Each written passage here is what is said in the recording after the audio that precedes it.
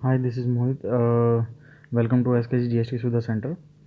आज हम आपको बता रहे हैं कि आईटीआर इनकम टैक्स रिटर्न से रिलेटेड कुछ नई जानकारी।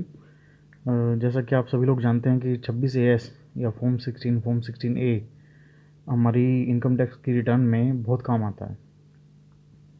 तो 26 AS एक नई इन्फॉर्मेशन आई है इनकम टैक्स की रिटर्न डिपार्टमेंट की तरफ से कि आपका 26 AS अब नहीं रहेगा। 26 AS से रिलेटेड जानकारी अब आपको नहीं मिल पाएगी। इसकी जगह 1 नवंबर से आपका एनुअल इन्फॉर्मेशन स्टेटमेंट, जिसमें अभी तक हम क्या करते थे, ना तो हम सेविंग का इंटरेस्ट दिखा पाते थे कंप्लीट, या 4-5 अकाउंट्स हैं तो हम भूल जाते थे। डिविडेंड हमारा हम बेच रहे हैं या डिविडेंड आया है हमारा, डिविडेंड आया है या रिफंड आया है इनकम टैक्स से, तो वो भी जानकारी हम कुछ देते थे, कुछ नहीं दे पाते थे। ठीक है।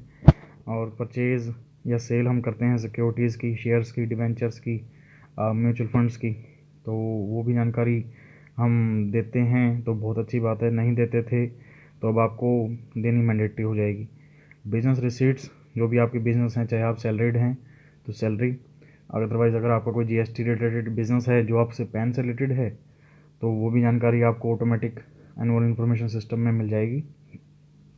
और दूसरा, परचेज़, अगर हम मान लो कोई प्रॉपर्टी लेते हैं, अब आपको पता होगा कि भाई हम पैन और आधार के बिना ना तो हम प्रॉपर्टी बेच सकते हैं ना खरीद सकते हैं।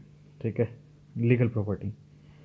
तो उसमें भी अब पैन और आधार इसलिए लिया जाता था क्योंकि वो आपकी पैन से लिंक होके आपकी आईटीआर में ऑटो पॉपुलेटेड हो जाता है, ऑटोमेटिक अपडेट हो जाता है। टीडीएस आपका कटा है, टीसीएस कटा है, या फिर आपने कोई पेमेंट ऑफ टैक्सेस की हैं।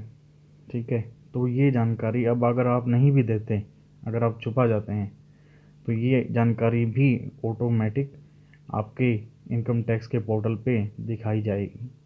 वो जो जिस स्टेटमेंट में वो दिखाई जाएगी उसका नाम है एनुअल इन्फॉर्मेशन स्टेटमेंट, AIS। ठीक है, तो अगर आईटीआर फिल नहीं की है आपने तो अभी भी मौका है, आप अपनी AIS चेक कीजिए। जो आप इन्फॉर्मेशन रह गई है या नहीं बताई है वो ऑटोमेटिक उसमें मिलेगी, तो आप कृपया सावधानी से आईटीआर फाइल कराएं। अगर आपने आईटीआर फाइल करा दी है, अभी भी टाइम है 31 दिसंबर तक का, तो आप उसको चेक कीजिए। चेक, अगर उसमें कोई मिस्टेक है या एक बार चेक करवा लीजिए। अगर उसमें फिर भी कोई मिस्टेक है जो अपडेट करनी रह गई, तो बजाय कि नोटिस का इंतज़ार करने के, आप अभी भी रिटर्न को रिवाइज़ कर सकते हैं।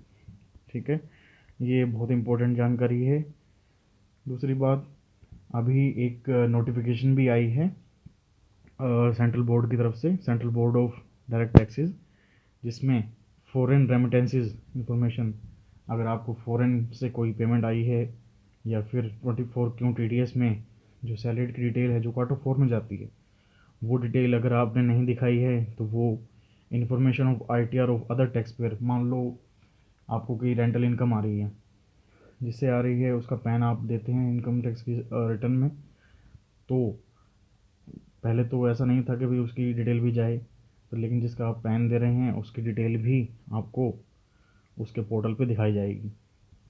इसका मतलब जिसका पैन आपने यूज़ किया है तो उसकी भी AIS में इनकम दिखी जाएगी कि भाई उसने पेमेंट आपको की है और आपके पैन में वो इनकम शो हो जाएगी ऑटोमेटिक।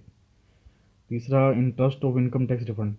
पहले क्या होता था, इनकम टैक्स रिफंड मिलता था, उस पर 1% TDS, 1% इंटरेस्ट मिलता है आपको।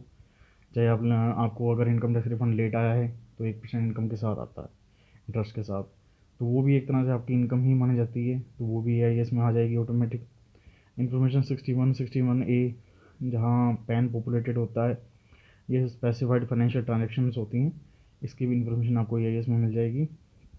दूसरा, ऑफ मार्केट ट्रांजेक्शन्स होती हैं, जैसे कि म्यूचुअल फंड्स या शेयर्स की, जो डिपॉजिटरी के थ्रू रिपोर्ट की जाती हैं, आपको नहीं दिखाई जाती, लेकिन डिपॉजिटरी इनकम टैक्स में रिपोर्ट करती है या RT रिपोर्ट करता है, तो वो इन्फॉर्मेशन भी ऑटोमेटिक AIS में मिल जाएगी।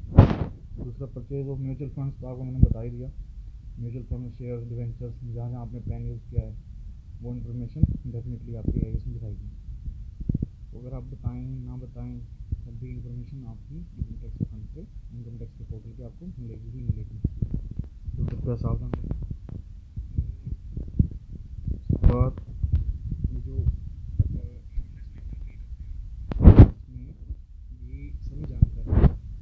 या ना भरें, ऑटोमेटिक ही अपडेट होगी, आपके पैन से उठाई जाएगी और वो 3 महीने के अंदर इनकम टैक्स डिपार्टमेंट की तरफ से जब आपको मिली है उस मंथ एंड में, उस मंथ एंड से 3 महीने के अंदर आपके AIS में शो हो जाएगी, तो आप उसको चेक भी करवा सकते हैं।